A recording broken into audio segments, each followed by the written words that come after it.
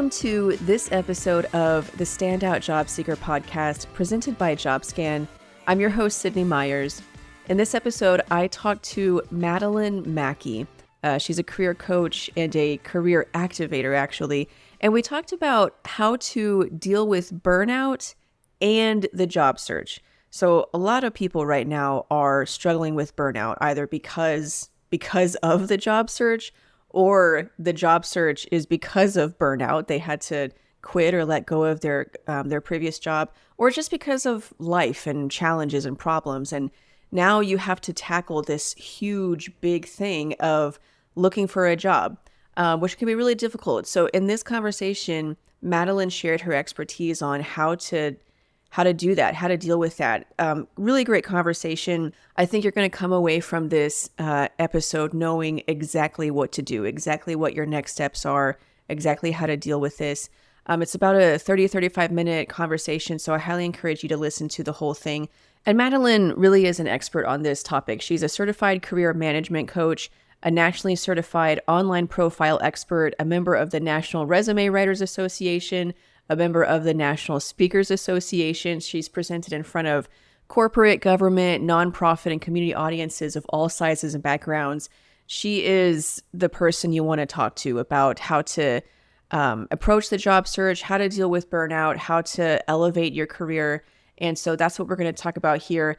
Interestingly, just in case you really want to know about Madeline, she is a published biochemistry researcher. She's worked at 4 Tony Award-winning theaters and responded to disasters all over the country as an officer of the American Red Cross. So not only does she have the expertise to help you with this, she has a life experience to know how to deal with these challenges and how to overcome them. So I know you're really going to enjoy this conversation. If you do, please give the show a rating on Apple Podcasts or Spotify, wherever you're listening. Leave a review to let me know what you enjoy about it and what I can do more of. Thank you for listening so far. Let's get started with this conversation with Madeline Mackey. What I wanted to focus on this conversation was going through the job search when you're dealing with burnout. And it seems to me that there are a lot of people who are facing that. They're burned out from, situations in their life or from a job that they're leaving or want to leave.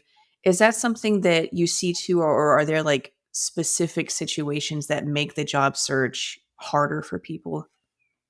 The job search is stressful no matter what, but especially if someone's coming from like a toxic work situation or they've been suddenly laid off and it was completely unexpected, or they had a bad manager, like they come into the job search already stressed out, exhausted, anxiety ridden, and very worried about what the future entails. And it's almost a paralysis that happens. And the last thing they want to do is to suddenly spend hours on a job board, updating their resume, writing cover letters, networking, talking to people, and being even more vulnerable when they're already hurting inside.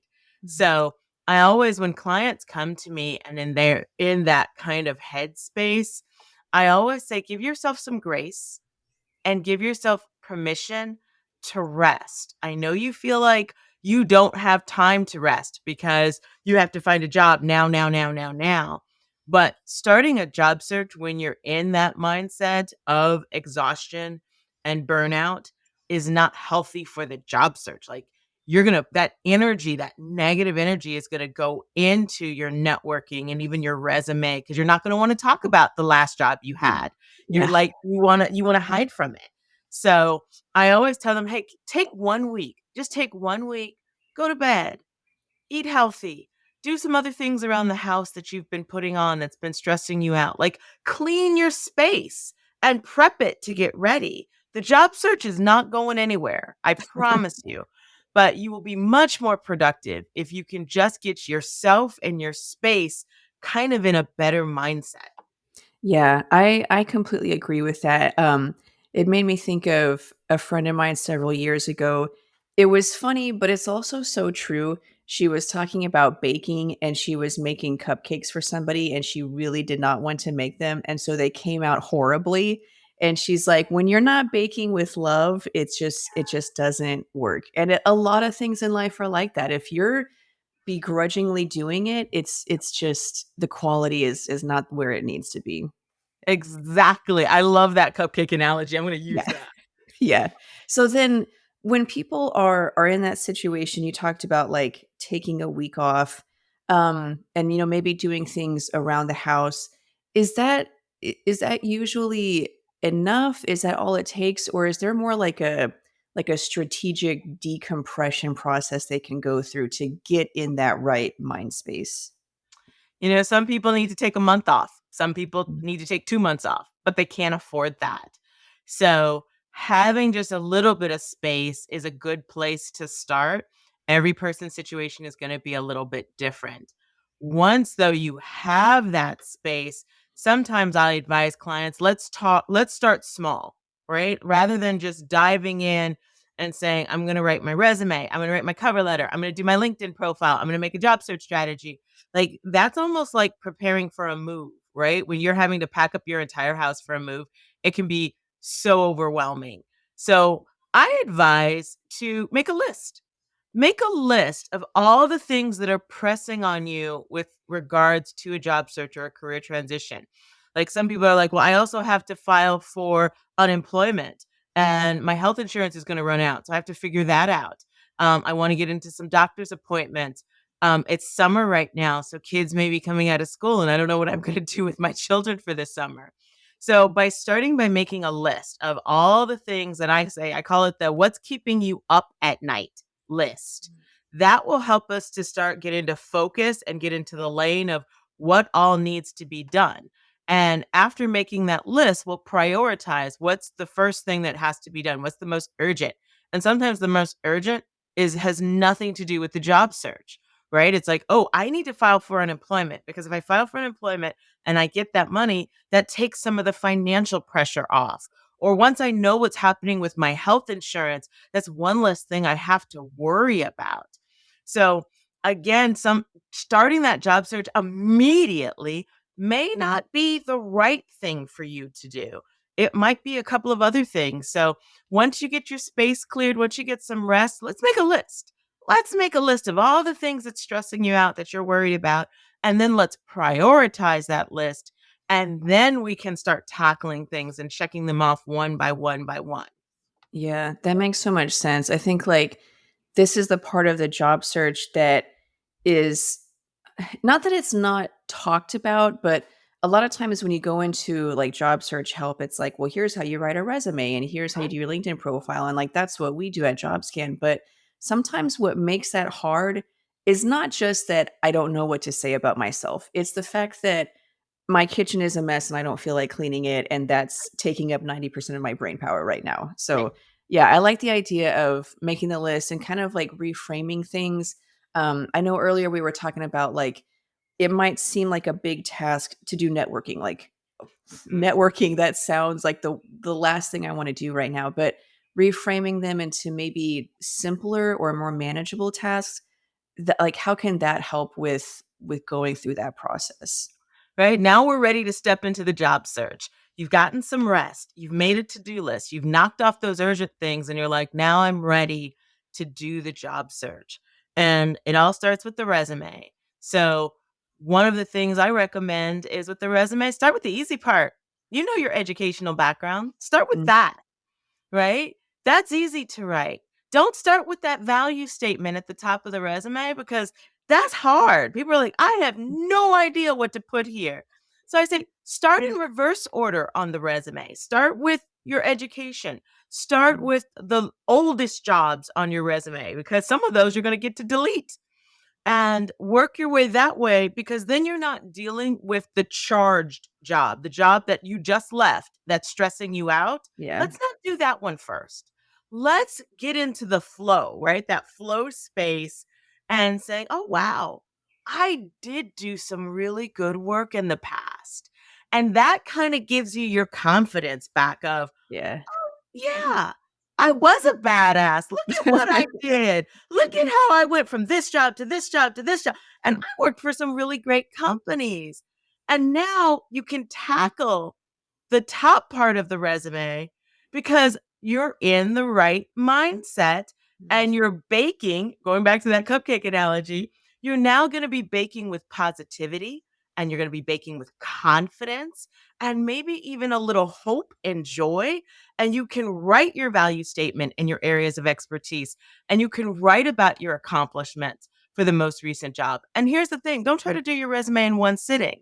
Let's break it down into smaller parts. Let's set a timer and say, okay, I'm going to spend 20 minutes writing my resume. We're going to start at the bottom and work our way up. But after 20 minutes, I'm going to take a 10-minute break and I'm going to go for a walk, or I'm going to go pet the dog, or I'm going to eat a cupcake. I'm going to do something that brings me joy, and then I'll come back to it. And I also find that that also helps because it keeps you focused for 20 minutes instead of sitting there and starting to write your resume. And then we say after 30 minutes, we're like, I need to go look at a job board. I need to go look at positions. I need to see what's happening on LinkedIn. Nope, let's just do the resume for 20 minutes, take a 10-minute break, come back, do it for 20 more minutes, take a 10-minute break, do 20 more minutes. Final break should be 15 to 20 minutes because now you've been working on it for an hour. Yeah. And just breaking it down in small pieces, or maybe just even doing 20 minutes a day, also makes things in the job search a lot more manageable. Yeah, that makes sense. I love that because I feel like that top part, the resume summary, that is the hardest part to write. And it's so awful that it's the first thing that I start with and I'm just like, I don't know what to say, but when you start with the easier stuff, by the time you get there, it's a lot easier. So then okay, that kind of leads me to a question what you were talking about with like bringing it down. You don't have to do it all in one sitting. So then do you recommend for people who are in this situation where they're burned out, do you recommend how am I trying to say this? Like, so you've got your resume, cover letter, LinkedIn, networking, job search. Do you recommend doing one at a time or maybe jumping around to each one so that you don't feel bogged down by a task? Or does it make a difference at all? I think it makes a huge difference. It's just like going to the gym, right? If you do cardio every single day, or you do leg day or arm day every single day, you're going to burn out and you're going to injure yourself. So, with the job search, I recommend on Monday, what you do is you go look at your target list of companies and you go look at the job boards and you find jobs that interest you and you save them and then you rank them. My favorite position to the least favorite. And then you put it away. That's all you do on Monday is you go out and search for jobs that interest you. On Tuesday, you've got a list of jobs. And a lot of people are thinking, now I go to apply. No, Tuesday is networking day. You've got a list of jobs. You need to go on LinkedIn and see who you know at those organizations and reach out to those people. That's the day that you find different networking events in your industry and your associations and sign up for their networking event for next week or 2 weeks from now or a month from now. Tuesday is all about networking. Wednesday is when you're going to set aside a large amount of time to prepare and customize each application. And yes, you need to customize your resume for every single job. And that's where a tool like JobScan can come in handy because you can upload your resume, upload the job description, and it's going to give you a score on how well your resume matches that job. And then you're going to be able to identify what areas you need to edit to ensure your resume is a good match for that job. That's all you're going to do on Wednesday. You're going to sit down and you're going to customize your resume for each job you want to apply to, and you're going to save it. Then on Thursday, we're going to step away from it just a little bit. And maybe you do professional development on Thursdays, right? You go to YouTube University and you learn a new skill. You take an online class, you read a blog, you listen to a podcast so that you're keeping your skills fresh. Then on Friday, you follow up with those people that you reached out to, asking, hey, I saw that you worked at this company. Would you be able to refer me to this role? You follow up with those individuals on Friday saying, hey, I'm going to be applying for the position this afternoon. Let me know if I can put you down as a referral. Or if they'll send you a special link. Sometimes you have to wait because they'll send you a special link so that you can go in through the referral pipeline. But on Friday, you submit your applications. And if you follow this method, then you've touched all aspects of the job search. You've identified roles, you've reached out to your network, you've identified another networking opportunity that you can attend. You've spent quality time customizing your resume using tools like JobScan. You've done some professional development and interview prep, and you followed up with your network and submitted applications so that at the end of the week, you can put it away and enjoy your weekend and come back to it on Monday. And so, following that process, you're not going to be bogged down because I will say, just looking at a job board every single day and click, click, click, click, click, that can be very defeating because eventually you're Mhm. not going to find any more jobs to apply to. And you're like, oh no, what am I going to do? Just do it once a week. Yeah. I like that, like so that kinda goes along with the idea of reframing things, but really, like, reframing it into something that works for you or, like, a process that works for you. So, you're still doing the same thing, but there might be, like, doing the schedule that works for you or doing it in short 20-minute bursts that works for you. Like, whatever you need to do to reframe it to be more manageable for you mentally, then that's what makes sense. So, like, along those lines, when you were talking about looking for a job, I was thinking that people in this situation might be where they want to like maybe make a career change or like a maybe not quite a career change, but like a significant role change. Mhm. If you are burned out, do you find that this is maybe like not the right time to do that or like and and just kind of keep things simple or is that like don't think that way? Change, any type of change or transition is overwhelming, right? It's both exciting Mhm. and nerve wracking. And sometimes we were like, I cannot go back to do what I did before. That's just not an option for me.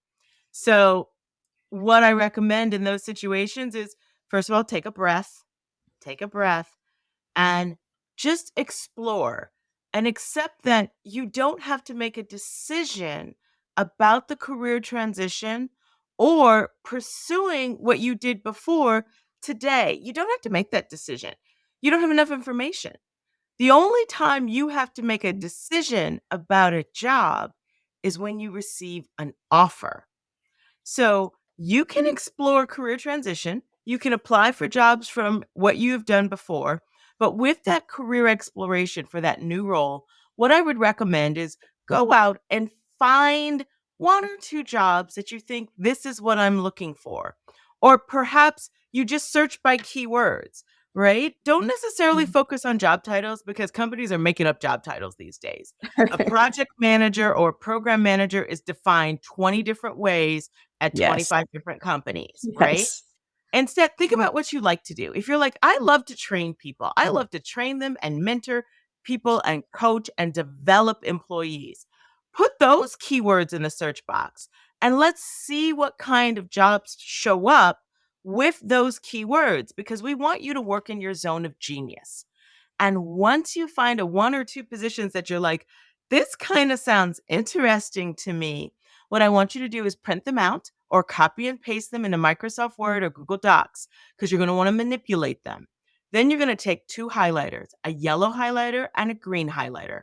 And you're going to look at that job description and you're going to highlight the things you know how to do in green. All those skills, all those expertise that they mention in that job description, you're like, I know how to do this. You highlight in green. All the things that you say, I don't know about this. I'm not familiar with this. I've never done this before. You highlight in yellow. What you're doing is a skills assessment and a gap analysis, and you're making it visual because so many of us are visual creatures. And now you're looking at it and you kind of have a map. If that job description is 60 to 75% green, then you should have the confidence to apply for it. And that's also going to give you the language you need to check to be in your resume.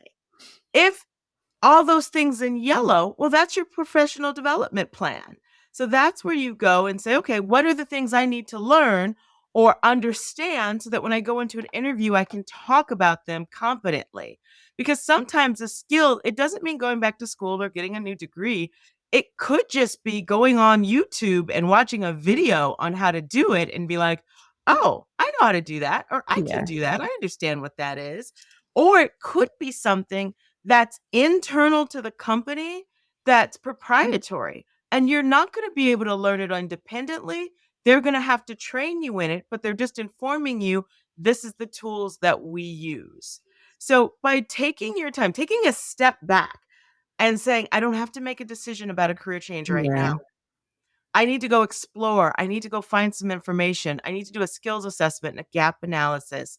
And then once I know that, I can start applying for those career transition jobs with a resume that's customized using the right language. I can also apply for jobs that have things that I've done before. And then whoever sends me an offer first, that's who wins. Yeah, I that's a really good point. Like, you don't have to make a decision right now. And I was gonna ask, like, connected to that, what about the idea of like, okay, maybe they don't have time to like if they don't have several months to explore this and and then make the decision, and then in the meantime they could just get like a gap job, like a job that will pay the bills until they can explore the whole process of building skills. Does that like would that be a good idea, or are you like, it doesn't have to take that long? It could take that long to find the right job, and some people do not have that time, that runway. So, Okay. yes, we call that the bridge job, that Okay. it's a bridge between what you did before and what you might wanna do in the future, and the good news is we're living in a fabulous time where there's a lot of different ways you could bridge into your new career. So, yes, you could take a part-time role. You could take a temporary positions, go through a staffing firm and take a 3 to 6 month assignment. Sometimes you can have a 12-month assignment. You can use pages like Fiverr and Upwork Mm. and contract out and be a contractor. You could be an entrepreneur and start your own business on that area of expertise that you want to step into. You could do a little bit of both. So Yeah. take your time and do that bridge job. Again, apply, sign up for Upwork, sign up for Fiverr, drive for Uber, do what you need to do to be financially stable while you're looking for work. And this is not just for the career transitioners, this is for everyone. Yeah. It is taking sometimes 3 to 8 months to land a position right now. It's going to be really important to utilize your network, and you don't want to be stressed out about money. So, utilize some of the opportunities that are available in today's market to find you a job to ease that financial burden. Yeah, I so speaking from personal experience, I wasn't making a career change, but I was kind of facing this situation where I was burned out and could not face getting another like another job, but I Yeah. needed a job in order to pay the bills. And so what I did was I took a step down in position, but I found a Mhm. job that actually paid the same as what I was currently making. And it was a very simple job with like minimal responsibilities. And I knew it wasn't forever, but it was just until I could like get my brain working again. And because it had minimal responsibilities, I had enough brain power left over to like upskill and take some training courses, start different projects on the side where I could start to develop those skills. Mhm. And then when my burnout was over, then I could start looking for the next step in my career. This was kind of just a bridge while I was dealing with that. So highly recommend that. Like that was a savior for me. It Right. was so good. Yeah. And I love this zone of genius too. I worked with a leadership coach a couple years ago, and she talked about the same thing of finding the zone of genius because it's sort of like that thing where it's the thing that you are just naturally inherently good at, but applied in a like job situation that you can get paid for. Because you might be very artistic, and so like you could be a painter, but there might not be like a job that pays the bills that does that. So finding that thing that is income based, I guess the best way to put it. Yeah. Absolutely. And a lot of artists, I love that you use that artist example. A Mhm. lot of artists are like, here's what I like to do. I like to make jewelry. I like to write. I like to paint and draw. How can I turn that into a career that's going to be sustainable Mhm. and financially provide financial freedom. And sometimes we have to like play around with that. I had one artist client that found a job as a merchandiser, that they were in charge of setting up the displays at the store, and they worked their way up, and now they're doing the displays for Macy's and one of the largest department stores, right? They do the holiday displays and Yeah. all the store mannequins, and they create the templates and they send it out to all the different stores. And he's like, I love it. I get to be creative, but I also get a paycheck that supports my Yeah. lifestyle, right? I had another client that, they like to write. And these days, there's a lot of jobs that people still need writers. And so, from content marketers to communication specialists to blog writers. And so they do both. They are a creative writer, whether they're working on their next New York Times bestseller or their hopeful New York Times bestseller, but they're also bringing in a paycheck by providing social media content for organizations. Yeah, yeah, I did the same thing too. When I started my career, when I was like 18 or whatever, I was a graphics designer. But I really enjoyed being creative and writing. I really enjoyed writing, but it's tough. Like, what do I write? Do I write books, or like that's kind of a hard thing to. I couldn't figure out how to form a career around it. So I eventually got into kind of the same thing you were saying, like content creation, which then led into marketing, which does require a lot of creativity. And so it's that balance of like, this is the thing that I love, that I really enjoy doing, but now I can apply it in a way that pays the bills. So I think that's kind of the balance you have to find. Okay, so I wanted to dig more into tailoring the resume, but I feel like that's like a whole other half-hour conversation. You kind of dug into it too, but basically, like it sounds like in your experience, that is it's just the key to being able to get the interviews. It's the start. So it's almost like these days an interview has two locks on the door, right? You got your main lock and you've got your deadbolt lock. So first of all, the main lock is your resume. You need to have a customized professional resume.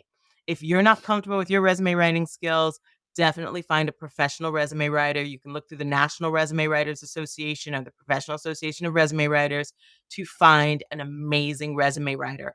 All members of my team are certified professional resume writers. The deadbolt lot, though, to get that open these days, you need to utilize your network. So that's why networking is a huge part of the job search strategy. Remember, on day 2, on Tuesdays, we're Yeah. going to reach out to people that we know at that company. We're going to reach out to recruiters. We're going to sign up to staffing firms. We're going to go to networking events. We're going to do fun things with people.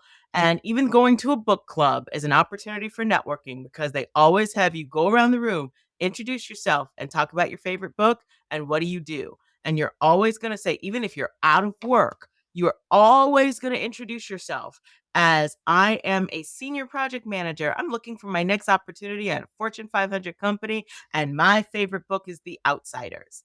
You are always going to talk about your job search to everyone you know, your hairdresser, your dog sitter, the kids' soccer coach, their Girl Scout troop leader. You need to talk about it because right now in this market, it's your network that's opening that deadbolt and getting people interviews. It's not just the resume.